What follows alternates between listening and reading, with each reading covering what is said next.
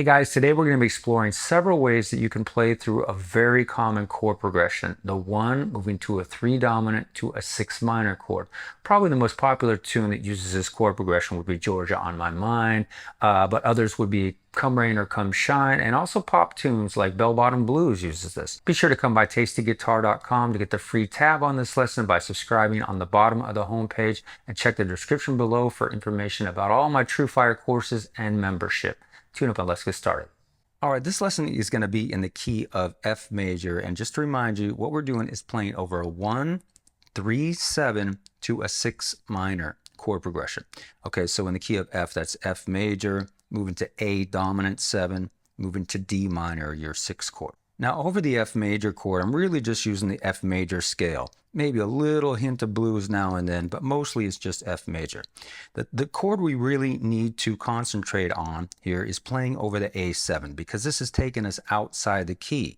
Typically the 3 chord in the key will be a minor chord, but here we have a dominant 7 chord, and that's why we really have to spend some time and figure out what we can do over this chord to lead into that D minor. The easiest thing at first is to just play the arpeggio of that chord. Okay, so an A7 arpeggio, A dominant 7, not a major 7, dominant 7 chord. So you need to learn the shapes of this arpeggio everywhere you can find it around the neck, because you want to have it available at your fingertips no matter where you find yourself improvising. So let's take the example right here, kind of in the 5th fret area, where our typical bar chord shape would be. There's an A major bar chord, right?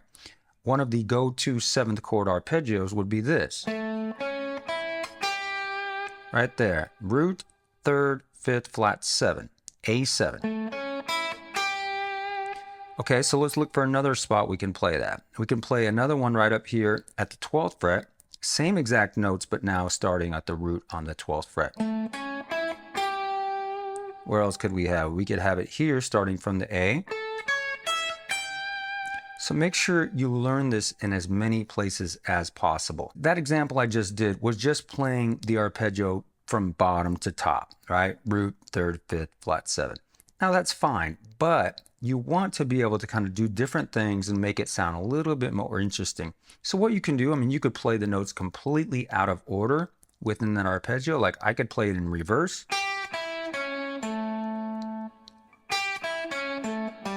Could continue down to the flat 7 there. I could play the notes completely out of order, like maybe even start on the 3rd. Something like this. So the order of the notes is not that important. You could play notes in the arpeggio more than once. You can totally mess with the phrasing. So just kind of experiment a little bit. Stuff like that, or something like this. You can throw a little bit of chromaticism into this arpeggio by using a passing note from the root down to the flat 7, wherever you find that. So here, I could do something like, there's my root down to the G, the flat 7. And then I played the arpeggio. And then after the arpeggio, I am going to try to land on a chord tone in the D minor chord, which is coming next. Right there, so that would be a good example of landing right there on the F note, the flat 3rd of our D minor chord. So not only, know this arpeggio in different shapes and different positions around the neck, but know where to land in that next chord. Okay, if we're landing on D minor coming up,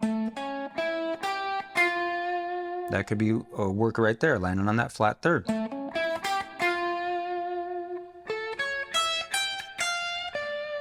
Know how to resolve that arpeggio to that D minor chord wherever you happen to find it. Okay, next we're going to take a look at a very similar approach, but now adding the flat 9 of that dominant 7 chord.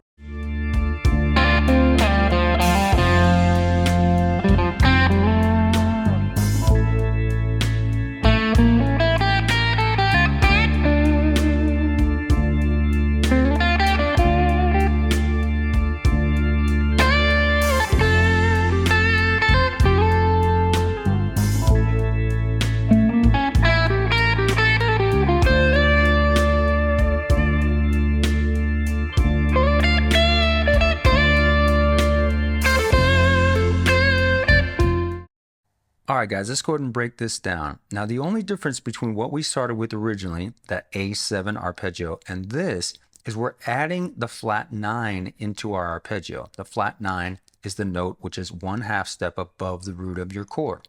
Okay, so in the case of A7, we're talking about the B flat note.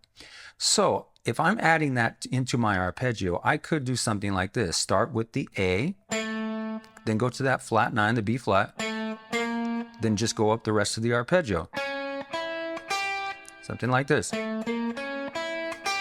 is going to give us some really nice tension that kind of helps pull us in to that D minor chord a little bit. That would be one example here. I could also add the flat 9 up on the high E string. There's another B flat note right there, so I could do something like this.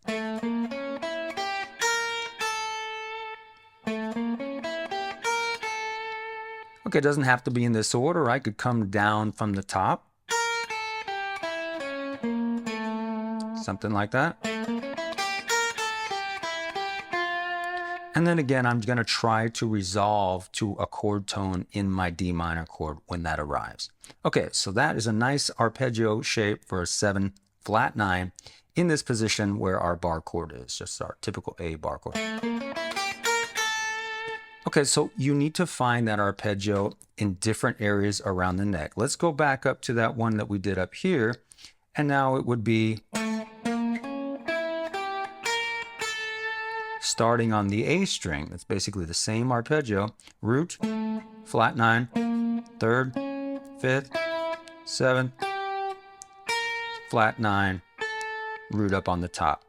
Okay, so basically just adding in that flat 9 to any dominant 7 arpeggio is going to be a nice little touch to kind of add a little bit of tension and pull us in to that chord that we're going to resolve to, that minor chord.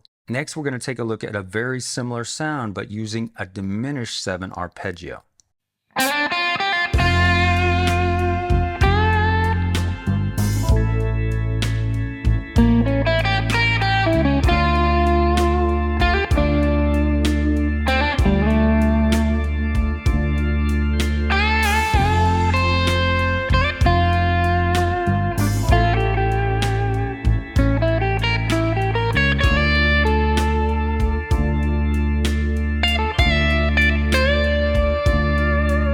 All right, so let's break this down. Now you can probably tell that this sounds very similar to that last technique of just adding the flat 9 to a dominant 7 arpeggio. It's pretty much the same sound. The difference here is we are using a diminished 7 arpeggio from either the flat 7, the flat 9, the 3rd, or the 5th of our A7 chord. Now the reason you might want to use this is because these shapes of these diminished arpeggios are movable up or down 3 frets, and they're going to be the exact same arpeggio basically.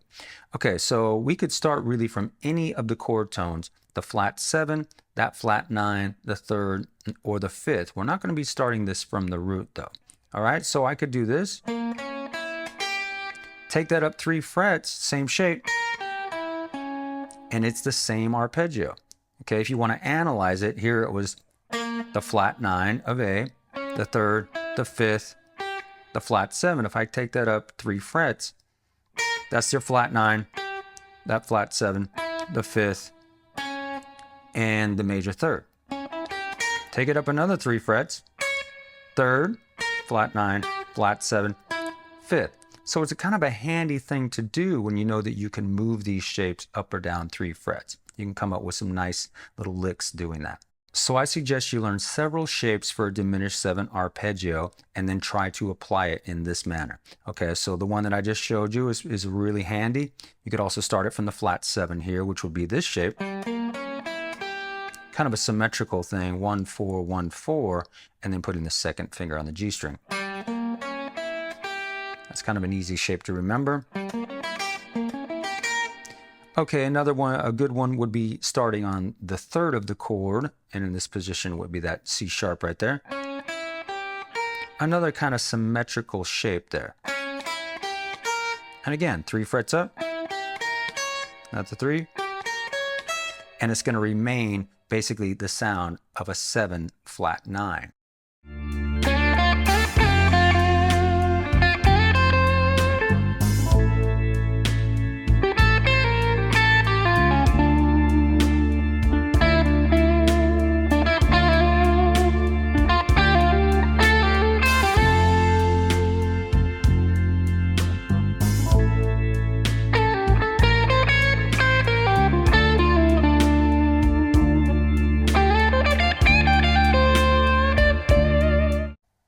All right, the last example here is a great way of getting a little bit more outside. You'll definitely hear jazz players using this more than the previous examples, and that is using the altered scale, or you can think about this as the melodic minor scale a half step above the root of your chord. So we're playing again over A7, so I'm talking about using the B flat melodic minor scale to play over that A7. It's going to pull us in nicely to that D minor and give us all those altered tones, all those tensions.